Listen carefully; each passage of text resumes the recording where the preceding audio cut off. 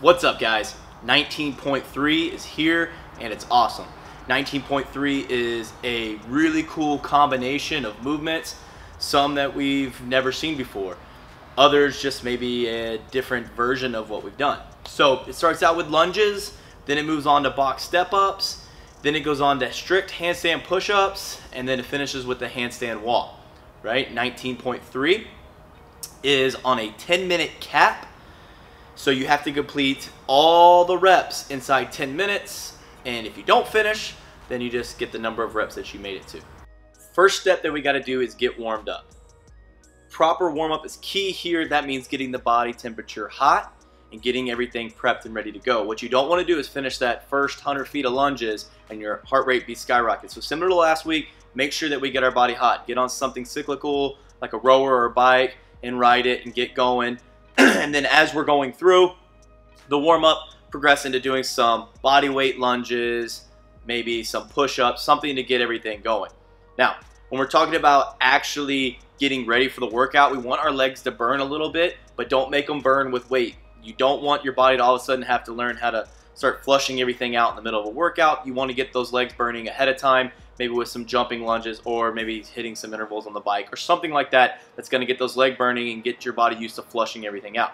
You don't want your legs to get pulled up with blood and then try to start stepping up on the box. You're going to run into some problems there. Then when we move on to getting everything activated, make sure you're getting your glutes activated, put a band around your knees, do some steps, really get those glutes fired up, and do some banded pull aparts or some type of banded work on the shoulders. Make sure that we're getting our shoulders prepped and ready to do some pressing, some inverted pressing. As far as stretching goes, we want to make sure a couple things are stretched out. We want to make sure our hamstrings are stretched out. We want to make sure that when we take those steps and we try to have to activate the posterior side, it's ready to go. We don't want to be hung up and be nice and tight and then try to take these long steps, try to finish, and maybe tweak something.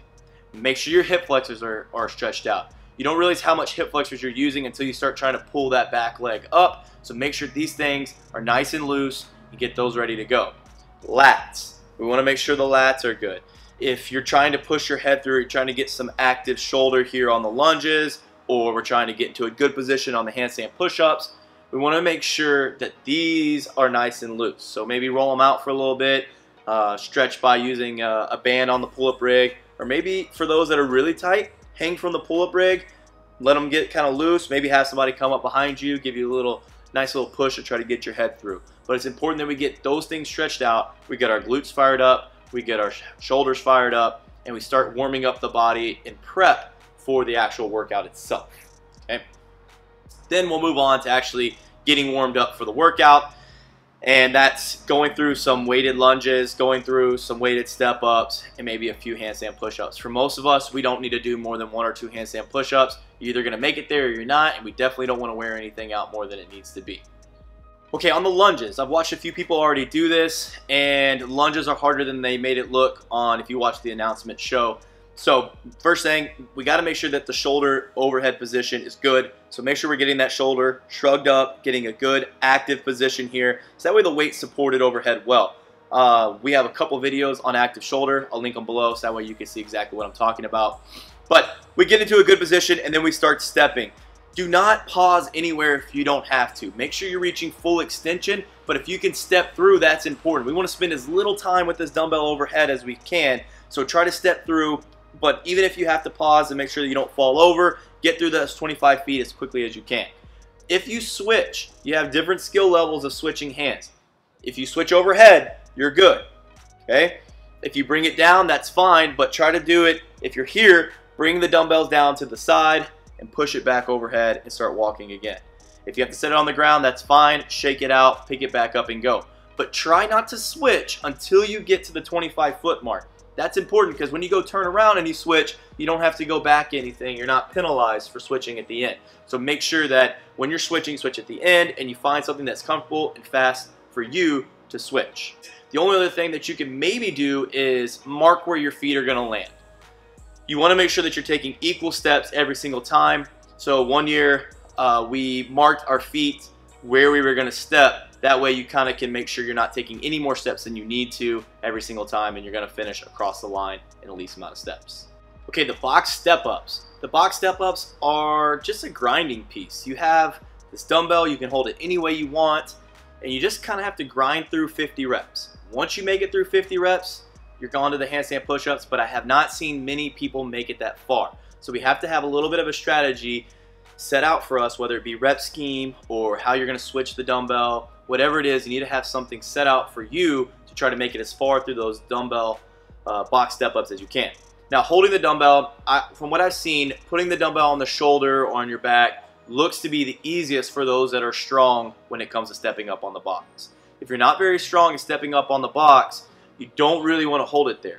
The only disadvantage I could see the holding it here would be is that you're holding your arms in a position where maybe you could fatigue them for the handstand push-up. So if you are somebody that can get through them fast, make sure you're switching shoulders each time, so that way you're not fatiguing your arms unnecessarily. So when you get to handstand push-ups, they're still somewhat fresh. Okay. For those that maybe aren't as good at the step-ups, hold the dumbbell at your side. And here's the reason why. Whenever you go to step up on the box, you can swing that dumbbell a little bit to get it out over the top of the box. Put your foot on top of the box, swing the dumbbell up over the box, use that momentum to help you stand up. If you're a little bit weak stepping up with one leg, you're going to need something to help you get up there. Swinging it just a little bit will help you get up there. You may have to switch hands every time. That's okay. At least you'll get through the box jumps or box step-ups, and you won't be sitting there just looking at the box. When you're going through each rep, try to have a quick step. So whatever foot you're stepping up with, make sure you step back down with that. Because the rules say that both feet have to touch the ground, you don't want to spend a whole lot of time. So if you're good at these box step-ups, step up with one leg, step back down with the same leg. That way the foot that's going up next just touches the ground briefly and goes right back up. So do that quick step. That'll help you cycle through these reps a little bit faster. And then when you rest, put that dumbbell in a place that you can pick it up really quickly and go. Don't walk away from your box. This is a really easy movement to kind of get further and further from your box. The further you get from your box, the further you get from your dumbbell, the more you're going to rest. So stay close to your dumbbell, choose a set range that is good for you, and just grind through it. The final tip that I can give you on box step-ups, if you're short like me, the 24-inch box, guys, is going to be very tough. Even if 50 pounds isn't that heavy, 24 inches is tall. Take the box, angle it.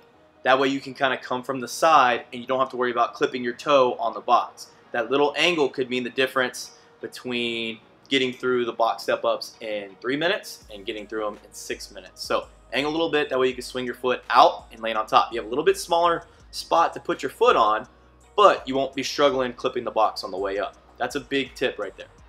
If you're fit enough and you make it to the strict handstand push-ups, here are some key things that are going to help.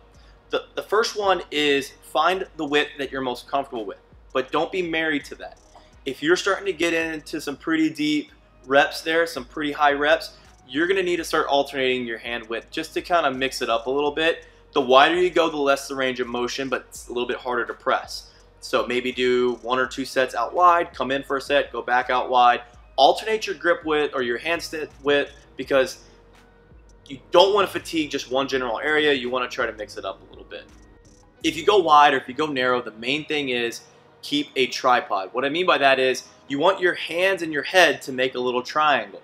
That's going to be in the most optimal pressing position. If you're doing a shoulder press with a barbell, you don't hold the barbell like this and try to press. Everybody knows if you try to do a behind the neck press, it's a lot harder than doing it from in front. So make sure you make that tripod. That'll give you a little bit more strength out of the bottom. Then probably the most unsafe thing, but probably the biggest thing for the strict handstand push-ups is don't pause in the bottom. Let the head come down, hit the mat, and immediately explode up. Be careful there. Don't just be dive bombing your head into the mat. It's not worth it for a few extra reps. But you definitely don't want to stop. You want to use what you're having, the energy that you have going down to try to re-get it back into that press. So don't pause in the bottom, but please don't bounce off the mat. You don't want to do that. That's not going to end well for anybody. And then lastly, how are you going to break it up? For most of us, I'm going to be honest with you, do singles. Just do one at a time from the very start. Most of us are going to get to that wall with not a lot of time left. And you're going to think, I got to get up there, I got to go. But if you get up there and you do 4 and then you can't do another handstand push-up, you've messed up. If you're really good at strict handstand push-ups, you still need to keep them in small sets, 3 to 6 reps tops, because you don't want to get too worn out. If you get there with a lot of time, maybe you could start out with a decent set, but let's just say I have 20 strict handstand push-ups. I'm not going to do anywhere close to 20 on my first set. I may do 10, right? I don't want to even come close to fatiguing myself out because there's 50 of them. I've seen a few people make it to the handstand push-ups and they are just totally gassed, and it's fatigued them pretty far. So make sure that you keep the sets small. Don't be afraid to do singles. Don't let your butt hit the wall, and make sure you lock it out. Don't lose any reps just because you're rushing, but do 1 at a time, or 2 at a time, or 3 at a time, and get as many reps as possible here. And if you're one of the unicorns that make it to the handstand walk, great for you, awesome, you did great. Good luck, don't fall on your face. I think there, if you make it that far, you're pretty skilled, and me trying to give you tips on handstand walking is probably unnecessary. But if I had to give somebody a tip, I would say don't walk too far. Only walk to where you know you can make it.